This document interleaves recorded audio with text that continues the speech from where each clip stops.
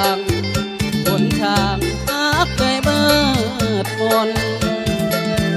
ไอ้นี้บ่โทษเจ้าดอกทานดาวเพราะไอ้นี่นะเกิดมาเป็นคนทุกข์จนพ่อแม่ของน้องก็ต้องห่วงลูกของตน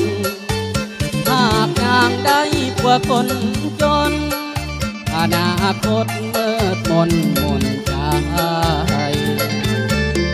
หน้ามนอายนี่จนเหมือนแม่น้องดาวทำแม่น้องว่าเอาใจยังจำไว้ในใจผู้โตว่าจน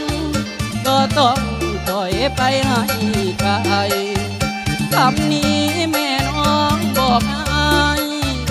มันเจ็บหัวใจคนจนชาตินี้บ่มี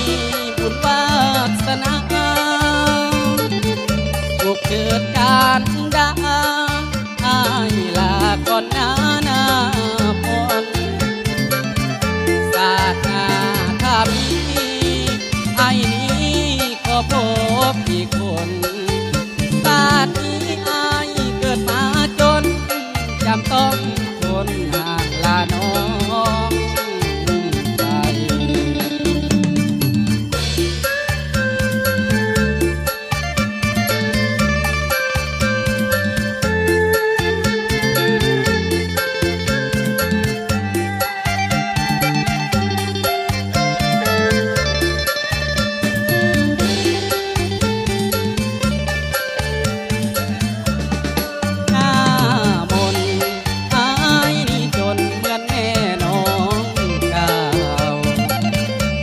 แม่น้องว่าเอา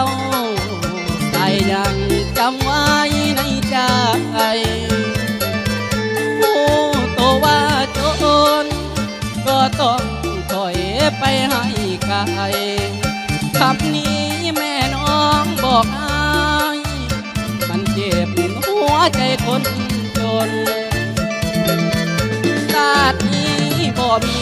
บุญวาสนาถูกเกิดการด่าอายลาก่อนหน้า